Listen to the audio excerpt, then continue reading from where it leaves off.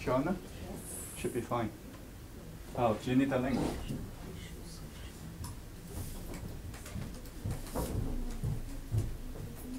I'm going to send you the link. So how does it work? Tell me, I've never done this before. You will send me the link. Actually, yeah, I'll send you the link, and then you could.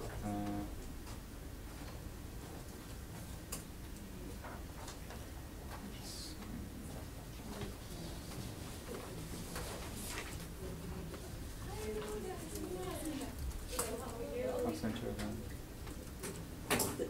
And then you could check on your YouTube channel and see if it's all working.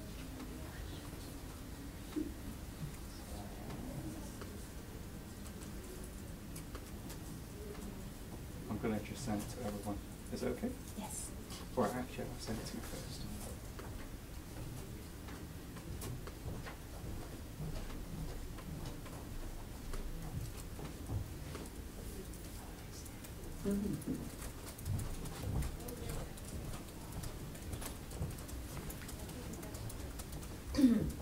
I'll just send it through.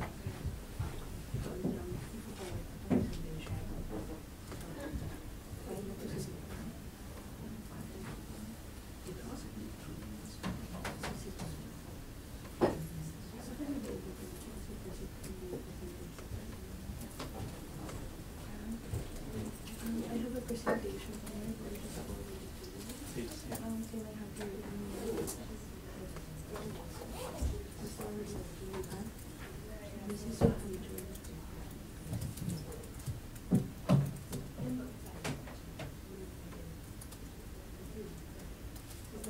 Thank you.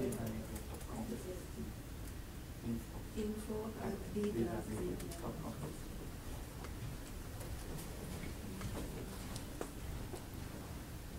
Do you work? Received. Huh?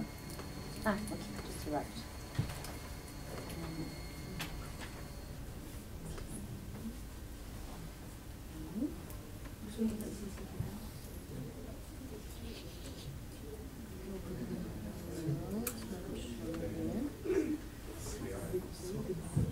Oh.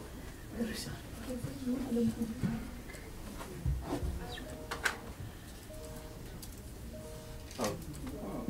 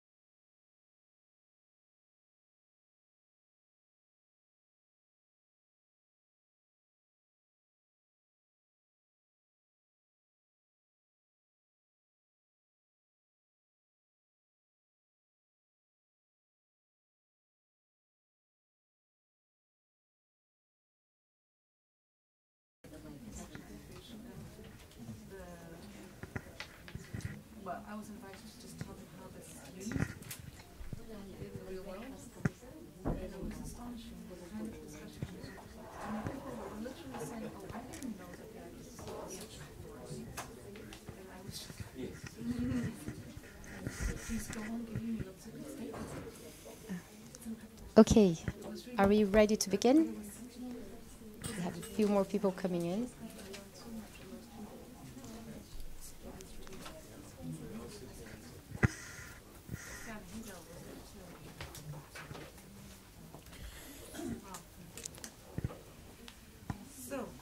So, good morning, everyone. On the behalf of the Department of Law and the Grantham Research Institute of the London School of Economics, I would like to welcome you all to this special occasion here. A very warm welcome also to all of those who are not present in the room but are watching with the live stream. And these people might be just here in London or anywhere in the world, and this has been really a very special aspect of this whole process. So my name is Joanna Setzer. I'm a British Academy Research Fellow here at the LSE, and I'm delighted and honored to be here with you today and to host the Commission on Human Rights of the Philippines today and tomorrow. These hearings in London are part of a much broader context of the National Inquiry on Climate Change that is being conducted by the Commission to investigate the responsibility of major carbon emitters for alleged breaches of climate change, of human rights, that are associated with climate change. As social scientists and legal scholars, we are following it closely. This is a path-breaking inquiry, and its impacts might be really felt in the past, in relation to the past, the present, and the future. So looking at the past, this inquiry shows that it is possible for human rights victims to be heard for transboundary harms. In relation to the present, this inquiry confirms that the patterns of extraction, production, and consumption that we have are already adversely impacting the very basic right to life. Looking at the future, this process reminds us that governments and corporations have positive human rights obligations to mitigate climate change. So I am sure that over the next 2 days, we will continue to learn from experts, from the witnesses, that we'll present here. And most of all, we're looking forward to the findings and recommendations that will result from this process. So enough from me. I would like to introduce you to Commissioner Cadiz. Commissioner Cadiz is the Focal Commissioner for Business and Human Rights, Environment and Sustainable Development Goals at the Commission on Human Rights of the Philippines. And he has been handling this petition over the past 3 years already. So it is our honor and pleasure to have you here. Thank you very much, Commissioner, and I wish you a very productive and fruitful day today and tomorrow. Thank you. Thank you very much, Joanna. Thank you very much, Joanna. Let me just put into context what we are doing here, in addition to what Joanna has already stated earlier.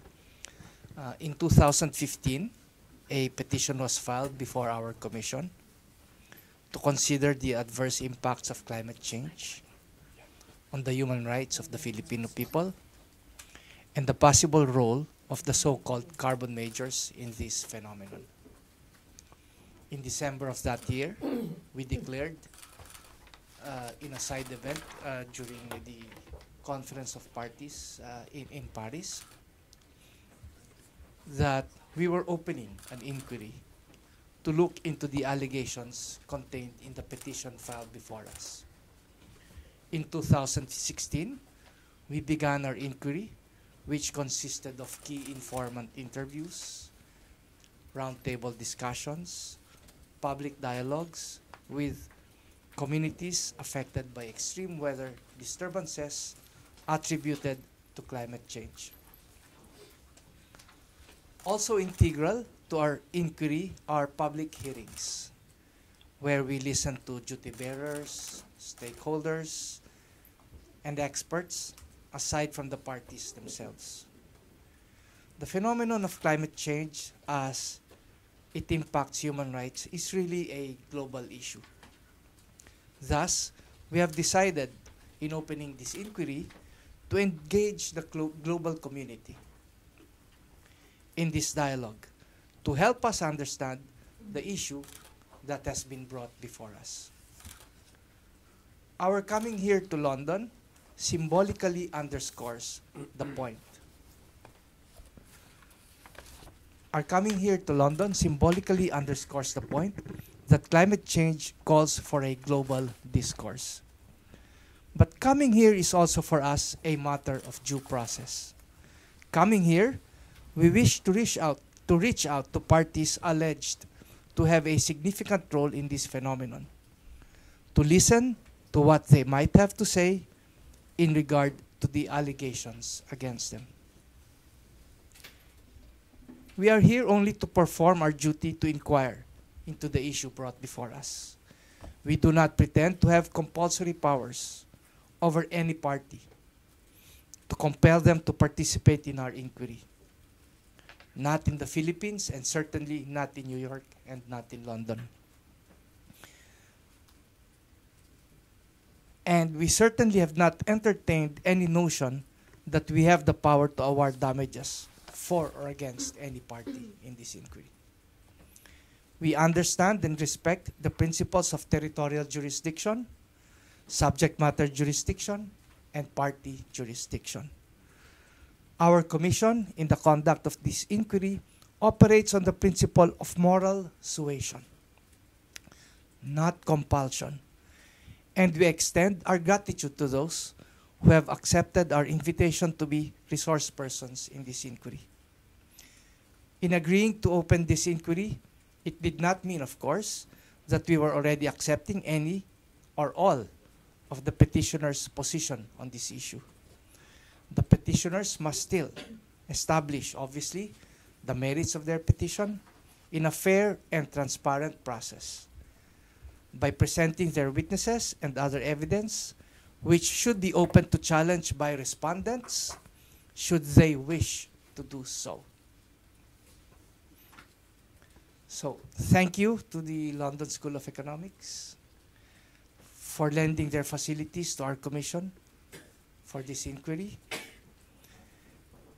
Our inquiry panel today is composed of Father Pedro Walpole as our Dr. Pedro Walpole, SJ as consultant to this process, Commissioner Karen Gomez-Dumpit, and myself as panel chair.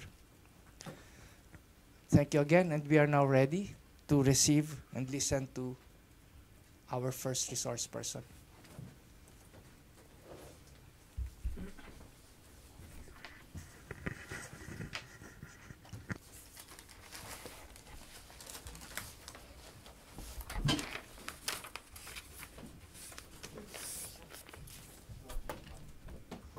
Johnny, do you have a PowerPoint? So put it on. You want this too?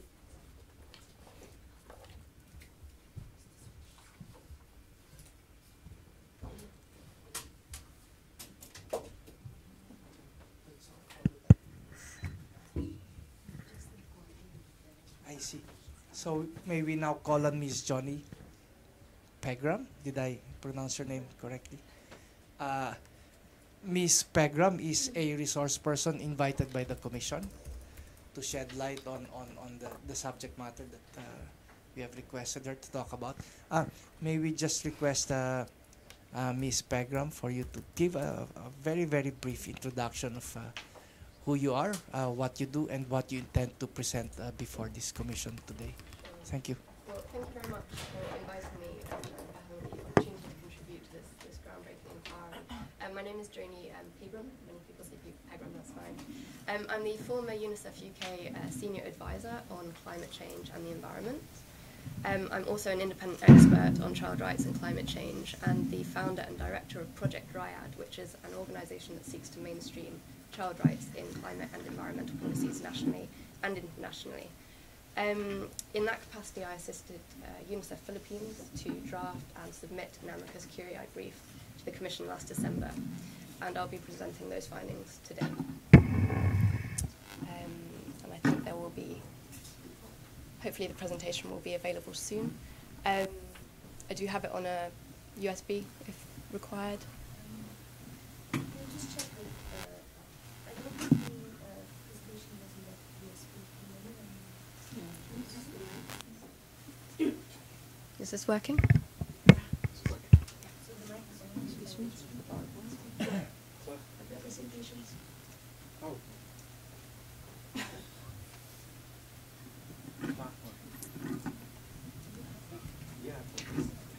Perhaps while we wait, I can just briefly say a few words about UNICEF. So UNICEF is an agency of the UN which is devoted to serving the world's children. It's present in 190 countries and territories, and its mandate is to be the guardian and to uphold the UN Convention on the Rights of the Child, which is the most widely ratified international human rights treaty in the world. It's been ratified by every single state in the world except one. And to say UNICEF has identified climate change as one of the greatest threats to child rights, and certainly UNICEF Philippines is observing that in their work. So in that light, we're very happy to have the opportunity to present our key findings to the Commission today.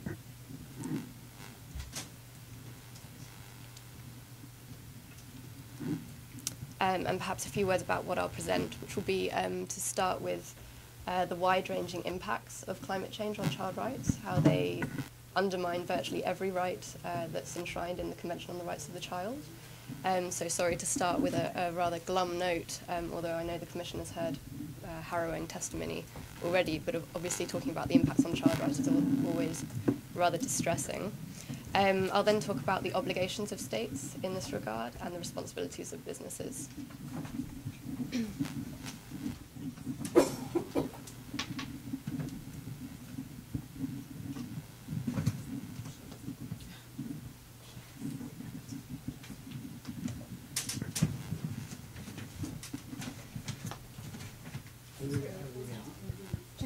Just a presentation. Please.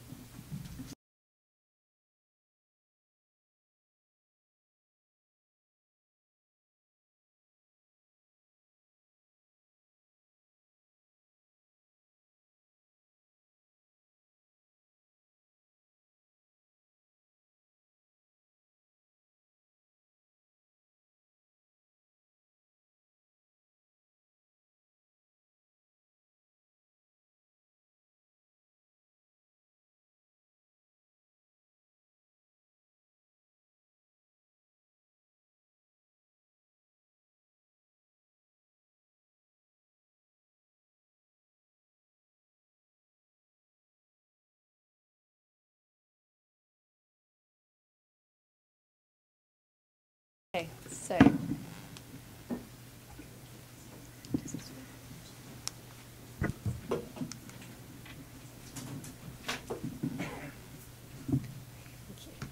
okay, so the key starting point is very simply children are not little adults. They're not simply little adults. They're among the most vulnerable to climate change for three key reasons. First of all, childhood represents a unique period of rapid physical and mental development, particularly between birth and the age of 5. And this is when children's bodies are most vulnerable to the conditions that the... Can you hear me okay? To the conditions that climate change and environmental risks exacerbate. As a result, children experience distinct and disproportionate harm from climate-induced changes in their environment, including impacts that have potentially lifelong consequences. And the most disadvantaged and marginalised children are at particular risk. Second of all, children make up one of the largest groups affected by climate change. Many of the countries identified as being among the most vulnerable to the impacts of climate change also tend to be those in which children account for a large share of the overall population, and projected demographic trends are set to consolidate that situation. And finally, despite being least responsible for the causes of climate change, children are obviously among those that will bear the heaviest burden of its consequences in future.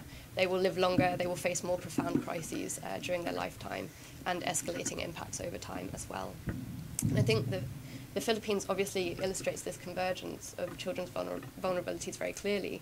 The country is consistently ranked among the top 5 countries most vulnerable to the impacts of climate change in the world, and it also has a large child population. In 2015, 38% of the population was under the age of 18, and that compares to a global average of 30%, and 11% was under the age of 5. Next slide. So I want to start with a series of slides illustrating the various climate-related impacts on child rights. So here we have an example of extreme weather event, a disaster. We have flooding. Children are at high risk of injuries and also mortality. Many children lack the strength to stay on their feet, for example, in strong currents, even in shallow water. And with Typhoon Haiyan, we know that almost 6 million of the 14 million people affected were children. Although information on the final child death toll is not available, the government did confirm that 92% of fatalities occurred in Leyte. And according to the 2010 census, children between the ages of 10 and 14 educational outcomes in their future livelihoods. And modelling suggests that an estimated additional 70,000 Filipino children will be malnourished by 2050 due to the impact of climate change, representing an increase of 4%. Next slide, please. Now, if we look at disease and the right to health, children are also highly susceptible to many infectious waterborne diseases that become more prevalent in the context of droughts, floods, and extreme weather, particularly when damage to essential water and sanitation infrastructure occurs. Diarrheal diseases are another major cause of mortality for children, responsible for over 500,000 deaths of children under 5 in 2015, and the 4th leading cause of death of under 5-year-olds in the Philippines. Rising temperatures are also increasing the incidence of vector-borne diseases such as malaria and dengue fever.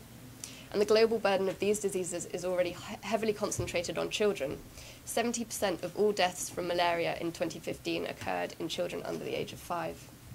The World Health Organization projects that climate change will cause an additional 60,000 deaths from malaria among children under the age of 15 by 2030.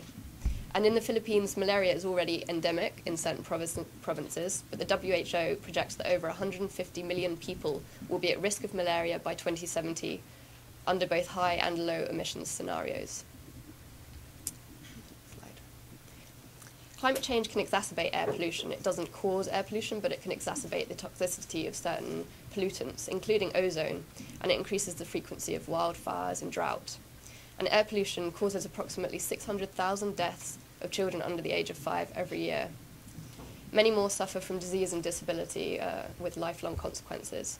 And children, again, are more susceptible to air pollution than adults for many reasons. They have smaller airways, they have a developing immune system, and these are easily overwhelmed by infections. They breathe more quickly than adults, and they take in more air per unit of body weight as well.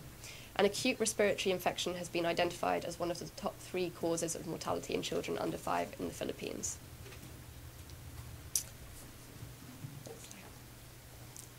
Final impact is the right to education. So climate change has been recognised as an emerging and persistent barrier to the right to education in the Philippines. Impacts include destruction of school infrastructure, loss of nutrition, which means that children find it hard to concentrate during the day, and loss of school days due to physical and mental health impacts, and higher dropout rates due to pressure on household incomes, for example. The government has identified damages incurred from disasters as one of the key shortages of classrooms and school materials as well. Typhoon Haiyan damaged or destroyed over 3,000 schools and daycare centres, and this resulted in, or many large schools were also taken over as evacuation centres. And this resulted in a sudden disruption in education for more than 1 million preschool and school-aged children.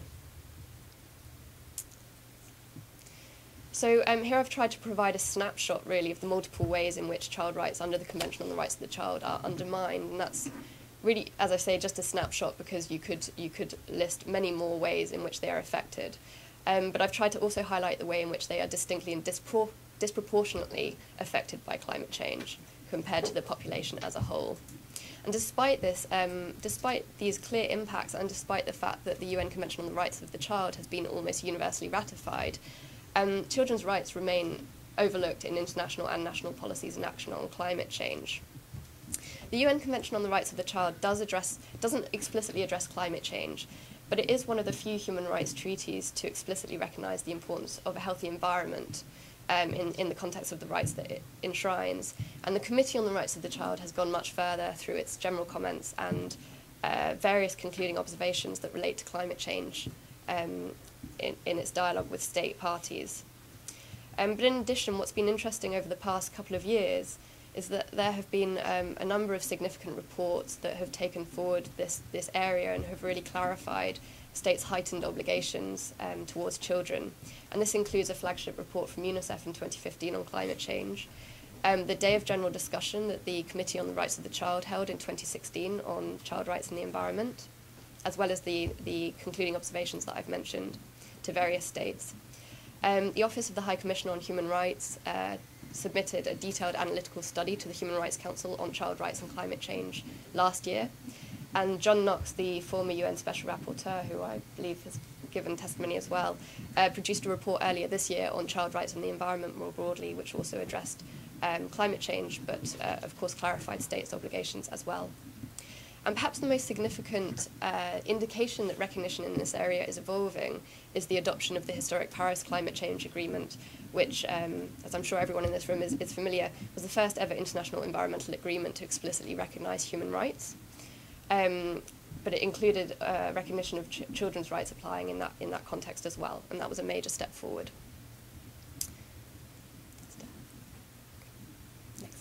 Next slide, please. Thank you. So just to set out what these obligations are, and these heightened obligations can be categorised as an obligation to ensure that child rights and best interests are a primary consideration with respect to both mitigation and adaptation measures. The Office of the High Commissioner for Human Rights Study clarifies further. This entails limiting global warming to no more than 1.5 degrees Celsius above pre-industrial levels, and focusing adaptation measures on protecting children that are most vulnerable to the impacts of climate change. States must also ensure that the measures they take themselves to respond to climate change do not, in and of themselves, undermine child rights. So this is really about safeguarding, ensuring that sufficient safeguards are in place for child rights. Next slide, please. Thank you. And in fulfilling these obligations, states have procedural duties, including assessing and collecting information on climate-related impacts on children, making information available and public and accessible to children through, for example, child-friendly and language-appropriate materials, upholding children's rights to participate and to be heard in climate policy dialogue and decision-making processes, and providing access to effective and timely remedy for harm. Next slide, please. These obligations also extend to harm caused by corporations. In the Committee on the Rights of the Child's General Comment number 16, the committee recognises that environmental harm resulting from business activities can undermine a wide range of child rights. The committee clarifies that states must require businesses to conduct mandatory child rights due diligence, to identify, prevent, and mitigate their impact on child rights, including across their business relationships and within global operations. States should also ensure children's access to effective redress mechanisms for violations of their rights that result from business activities, including those caused by business enterprises extraterritorially, when there is a reasonable link between the state and the conduct concerned. I think this is very interesting for the Commission's inquiry and has obvious implications for the role and responsibilities of businesses in relation to their contribution to climate change and its severe impacts on child rights both at home and abroad. And it's particularly interesting, I think, as well as attribution models increase in their sophistication in terms of drawing a cause and effect.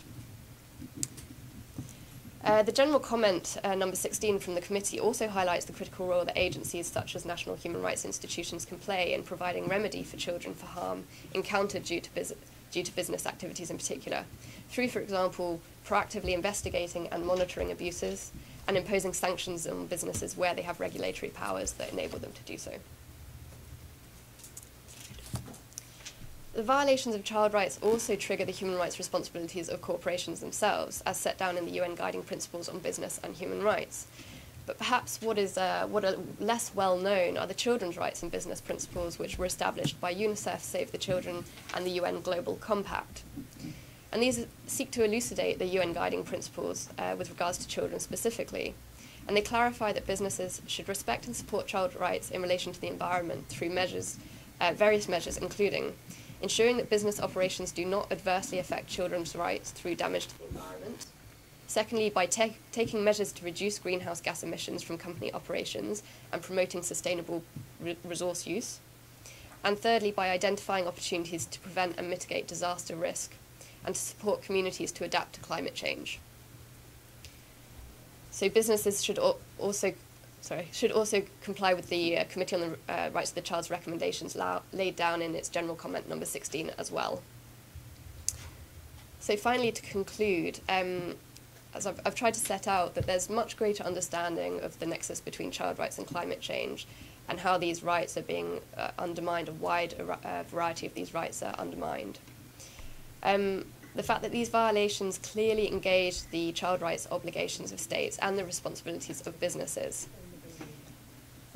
And the challenges lie in translating these obligations into the urgent action required. Now, I said near the beginning of the presentation that many countries don't consider child rights at all when they are sort of formulating and implementing their policies and action on climate change. And that needs to change urgently. In fact, the Philippines does have a proud tradition of incorporating consideration of children. It's one of the few countries to do so, and in that light, we'd really like to sort of flag that up as a model of best practice internationally. Obviously, there's the Climate Change Act of 2009, which requires all climate change plans and programs to be pro-children. The Children's Emergency Relief and Protection Act of 2016 is a global standard for protecting children during emergencies and disaster situations such as those that occurred following Typhoon Haiyan.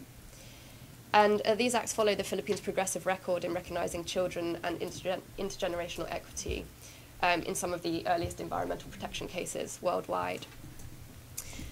So the Commission's inquiry is clearly continuing in this vein in terms of explicitly recognising both the heightened vulnerability of children to the effects of climate change, as well as the particular importance of access to justice and effective remedy to youth petitioners, and we very much welcome that. So just to conclude, by adopting a child rights approach and the best interest of the child as a primary investigation in the Commission's investigation, we believe the Commission has an unprecedented opportunity to set a worldwide benchmark for upholding and championing children's rights in the context of climate change, building on the Philippines' progressive record in this area, and bolstering ongoing endeavours that are ongoing around the world to do so as well. So thank you very much for your attention, and thank you for allowing me to contribute to your inquiry. Thank you very much, Ms. Speaker.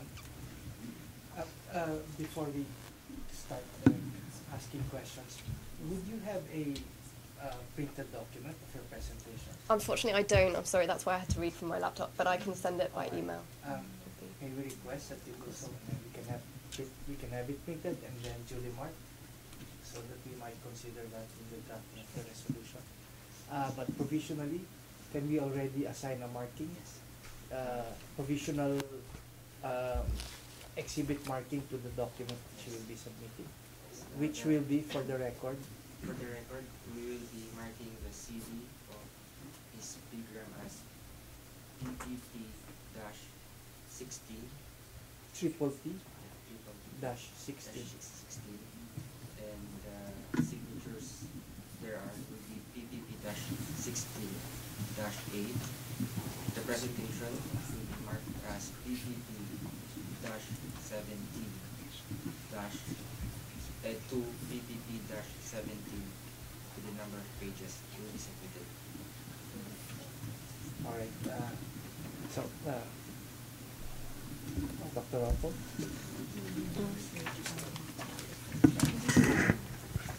Thank you. What you have presented, because I'm aware of the report that recently came out, and one of our previous speakers, what's very helpful is how you understand this as evolving. Yeah, basically through the UN processes. How else do you see this UNICEF document being used further? How can it be more widely utilized? Well, yes, I greatly hope that it will be. So obviously the UNICEF Philippines has identified climate change and environmental risks as a growing threat to children. It's very evident in the Philippines, of course. They conducted a landscape analysis on the impacts of child rights, climate change on child rights, and it was from that we drew the content for the amicus brief that we've submitted to you. So this is an increasing area of focus for UNICEF Philippines. I know that they're already engaging with the government to bring forward sort of youth empowerment and child rights in the sense of bringing forward children's voices on climate change, because children, of course, feel very strongly about the issue and their futures. And there will be a programme of work going forward as well from the UNICEF office there. And that represents a sort of wider movement within UNICEF as well. Many UNICEF country officers are seeing the impacts of climate change on their work, on traditional areas of UNICEF's work, protection, wash, sanitation, etc., and looking to address and to be involved in those discussions on climate change, because it really is essential to upholding children's rights.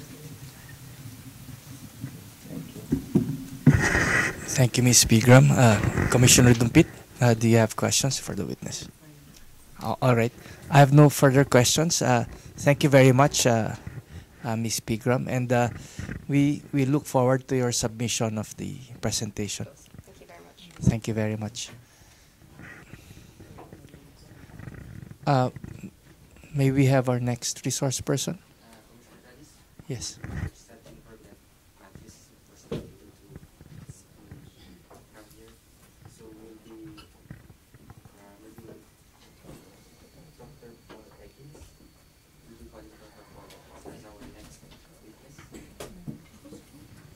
All right.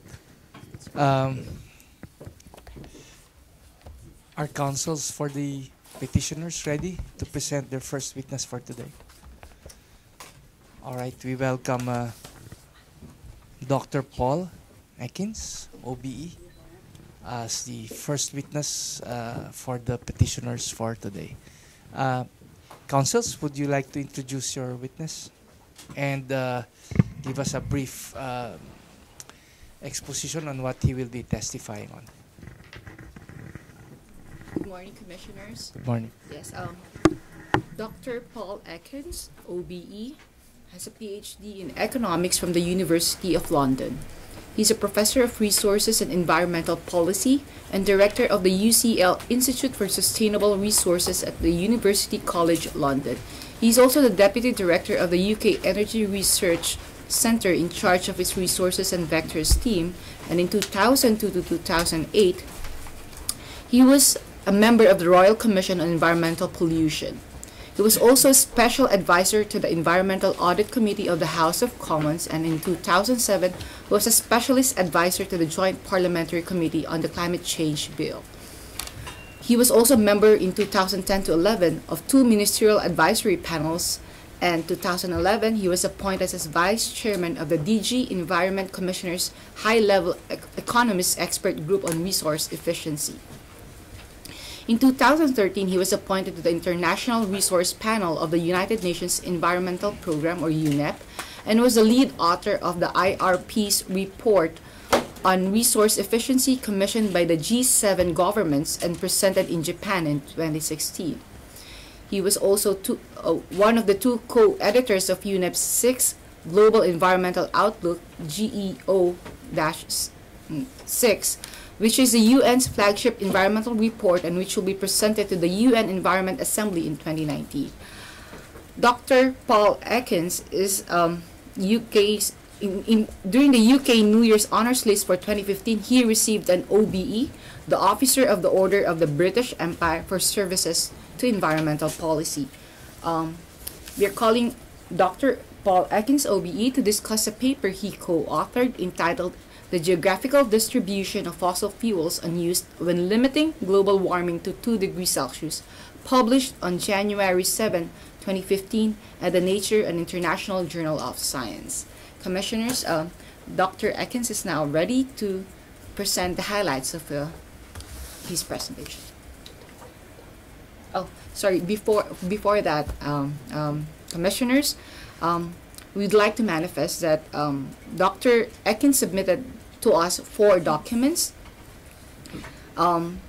which were pre-marked in Manila as exhibits octuple S, that's 8S, octuple S to octuple S-1, octuple T to octuple T-65, octuple U to octuple U-6, and lastly octuple V to octuple V-15.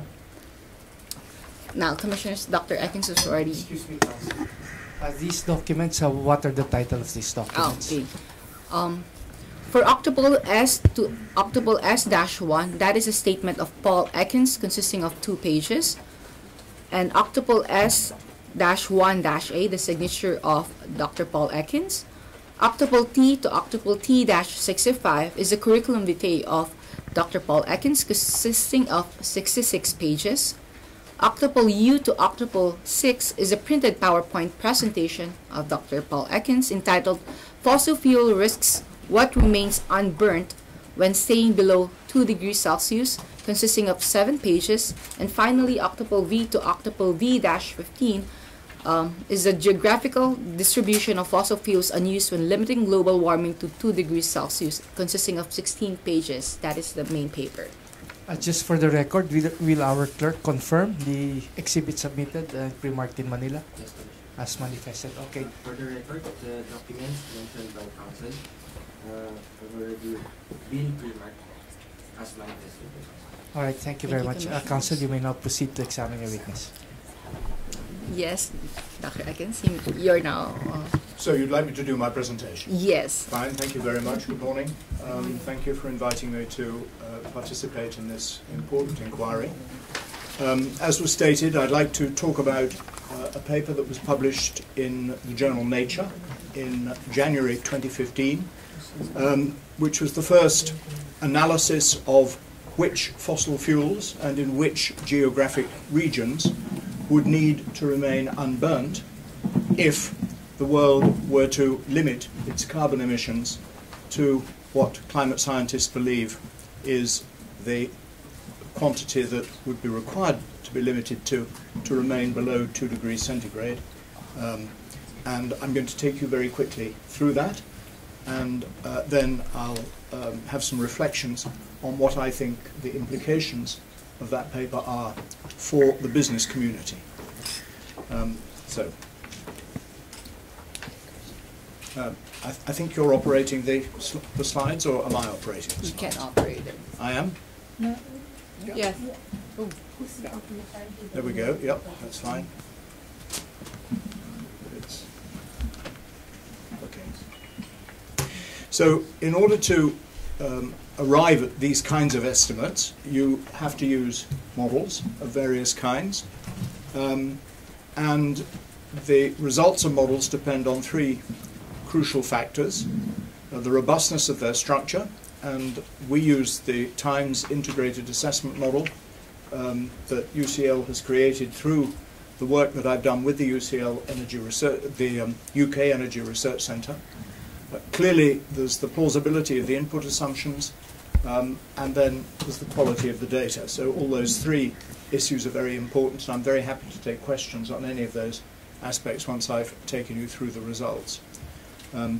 If those 3 elements are adequately represented in the model, then I think it is possible to take the model results, the integrity of the analysis, seriously.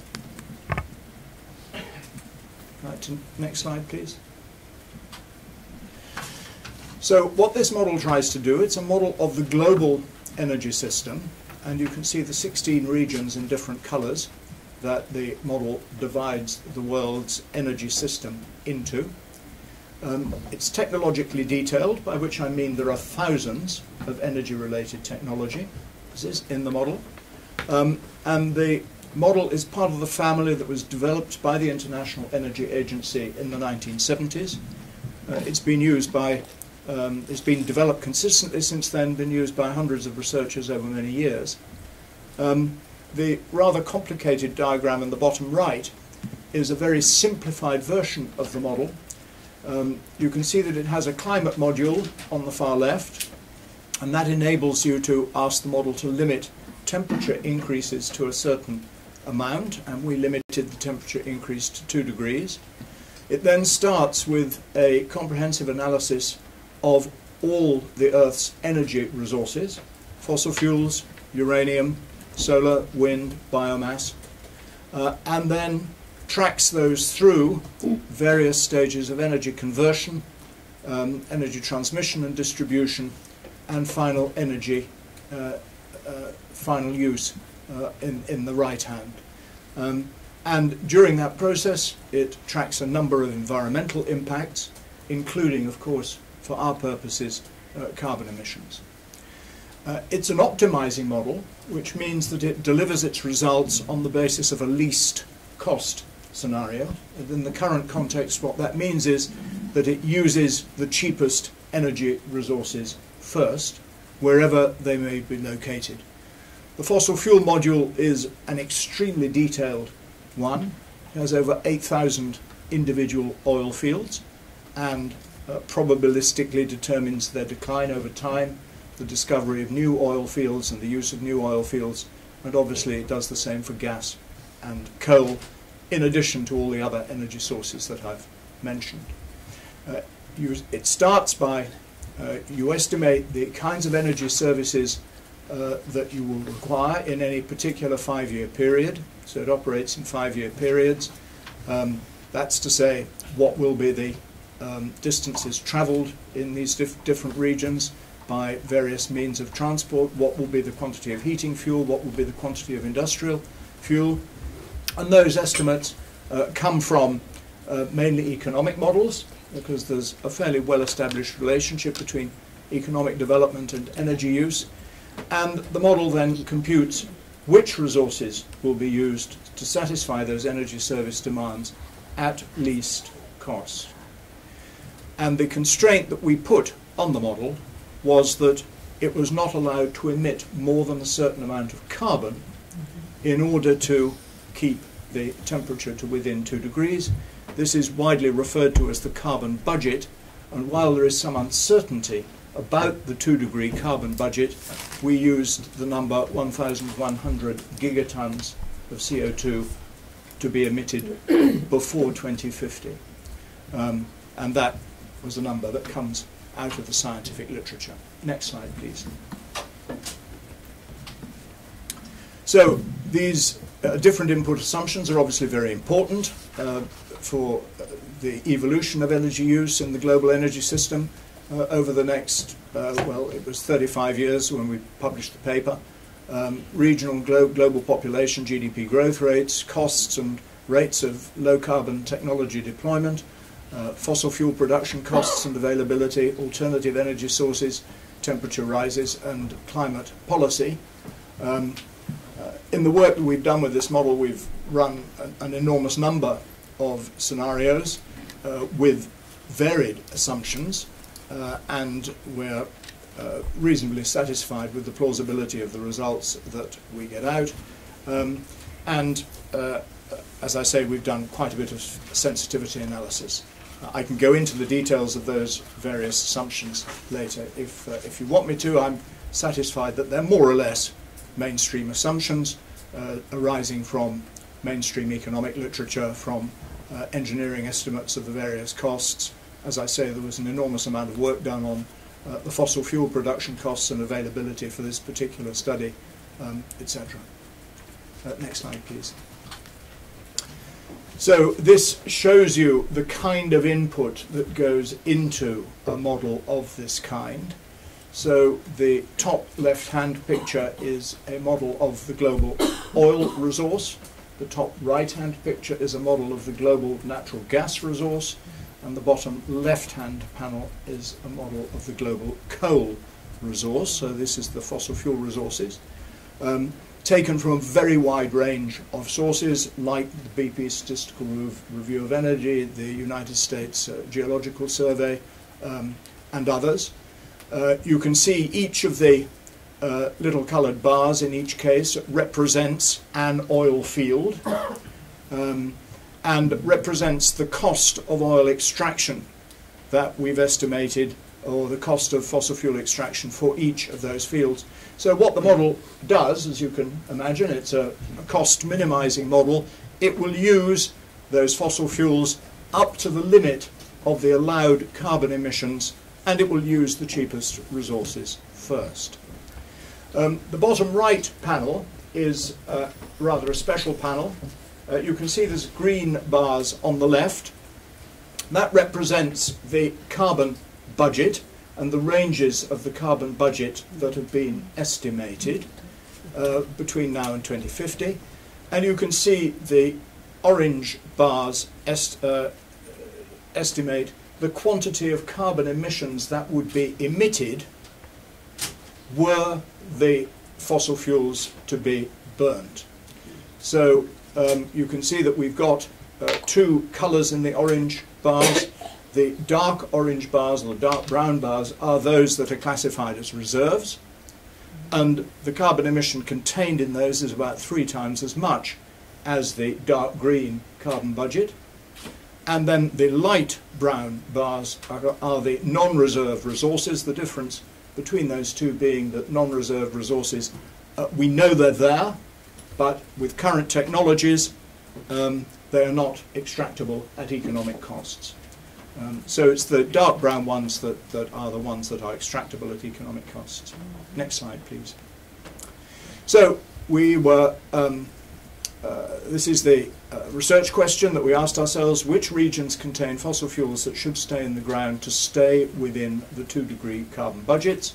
On the right hand you see the front page of the paper in Nature, which is obviously very much publicly accessible. And I've told you that burning all the current fossil fuel reserves exceed the 2-degree carbon budget by about 3 times. We asked what oil, gas and coal are and are not developed within the carbon budget, and who owns these. And by owns we meant which geographical regions are they located in, although we have another model that actually identifies the corporate ownership of these reserves, but that's not the subject of the present research. Thank you. Next slide, please.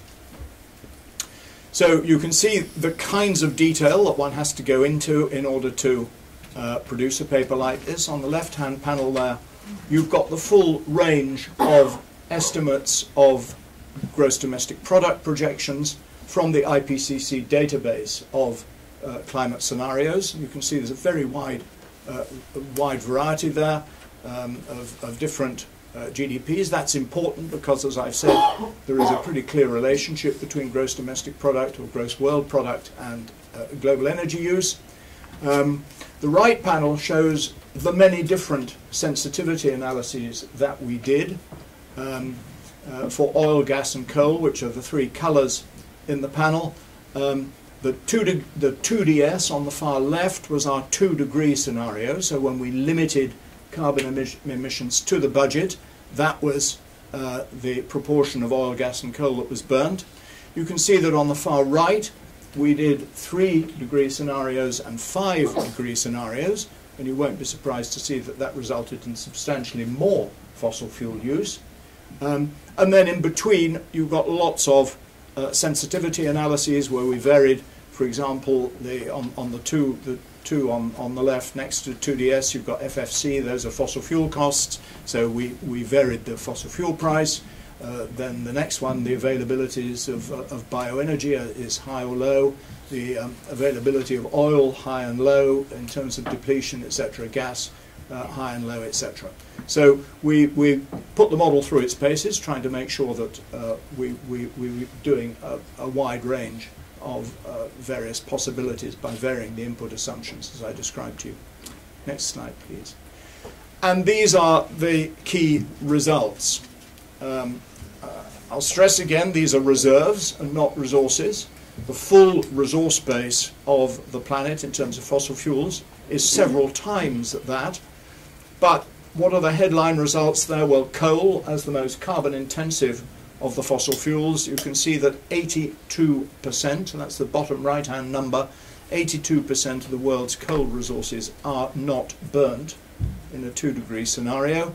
About half its gas reserves are not burnt, and about a third of its oil resources, oil reserves are not burned.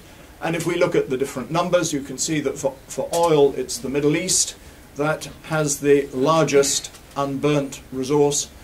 For gas, there are a number of places, the former Soviet Union, which is FSU, and again the Middle East have the largest proportions or the largest absolute quantities of gas unburnt.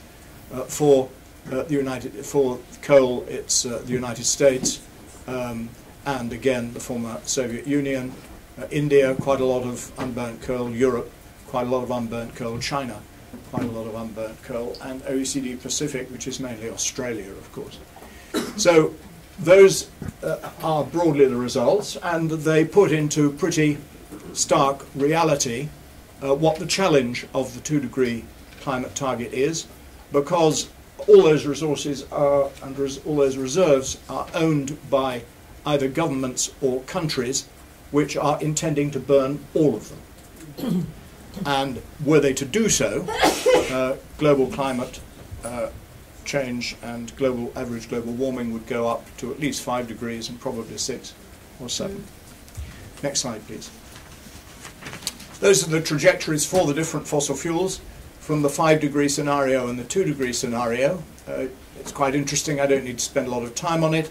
Obviously, coal is the most affected fossil fuel. It's the most carbon-intensive fossil fuel. And the model suggests that coal use needs to drop pretty dramatically, more or less immediately. Oil, similarly, stays at a plateau for a bit and then falls off pretty quickly. Gas is an interesting one because it's the least carbon-intensive fossil fuel. And obviously, it's very difficult to change the economic structure of the world's energy economy overnight. And so quite a lot of gas is used right the way through to the 2050 scenario. There's very little, there are no Arctic resources being used in the model, although obviously they're there. The oil sands in Canada only get produced if the energy inputs into oil sands are decarbonized. In other words, you use an enormous amount of biomass instead of the natural gas that's used at the moment.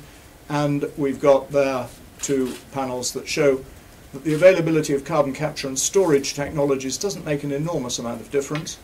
If you don't allow carbon capture and storage, our model does allow carbon capture and storage, and you see that 82% there for coal, but that only that then becomes 88% unavailable for burning if you don't allow carbon capture and storage in the model.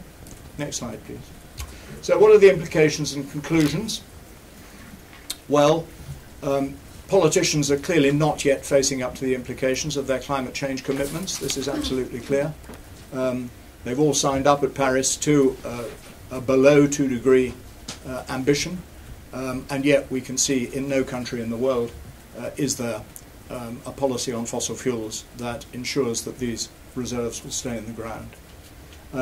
So that's very strong climate change implications. The previous presentation showed you what the implications of that climate change will be for some of the poorest people in the world, as well as for children. Very few licensing constraints for fossil fuel exploration that I'm aware of, so politicians have a lot of work to do.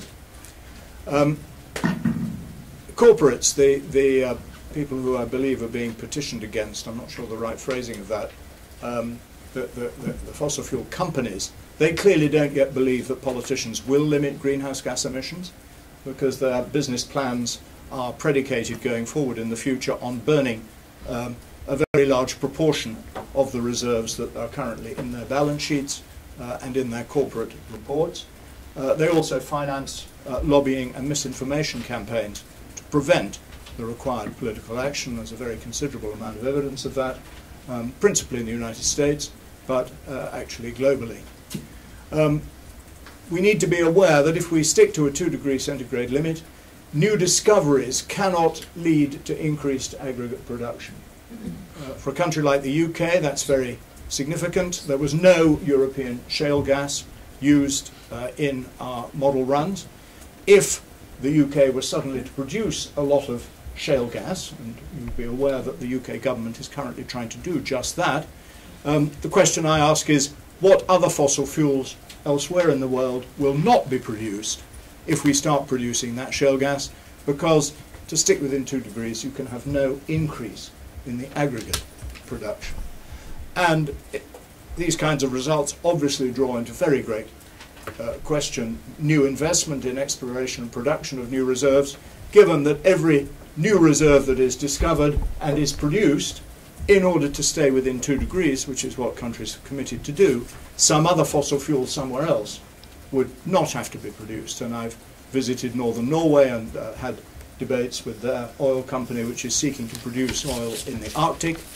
You will have seen in our model, no Arctic resources are produced in the model. So if we start producing oil from the Arctic, then which resources elsewhere will not be produced in order to compensate for that? Those kinds of questions are not even starting to be considered either at the corporate or the political level. Next slide, please. I think that's probably it. So I'll just finish with a few remarks. What do I think the implications of that are for businesses? Well, standard response of businesses, of course, is that they're producing a product that people and societies demand and use, and that clearly is true. We all use fossil fuels. Our economies are pretty well dependent on them. So for me, what I'm looking for businesses is a transition, a way out for the businesses. We now have a very wide range of renewable resources, many of which are almost as economic as fossil fuels, and I believe in some 80 countries renewable resources are already fully economic with fossil fuels. And a responsible and moral business that was aware of its commitments to human right and social welfare should be planning an exit from fossil fuels. And we know from the recent 1.5 degree report in the IPCC, it should be planning that pretty fast. My study there was for 2 degrees. Obviously, to keep to 1.5 degrees, we're talking about a significantly smaller carbon budget, and the IPCC gives us only 12 years at current emission rates to stay within that 1.5 degrees. So I would be looking for businesses, fossil fuel businesses, to be transitioning away from that. This is not a hopelessly idealistic aspiration. There is, among many businesses associated with the World Economic Forum now, an increased interest in what they're calling science-based targets to do with the environmental impacts that are the result of their business activities. And there are numbers of businesses that are signing up to science-based targets. Well, with regard to the climate science and carbon emissions, we know very well what those science-based targets should be. But as far as I'm aware, there is no fossil fuel corporation that has yet signed up to them.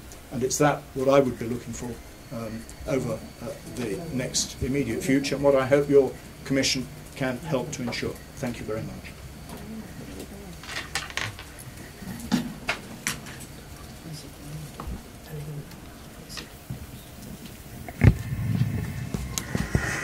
Thank you very much, Dr. Ekins. Dr. Walpole, Commissioner.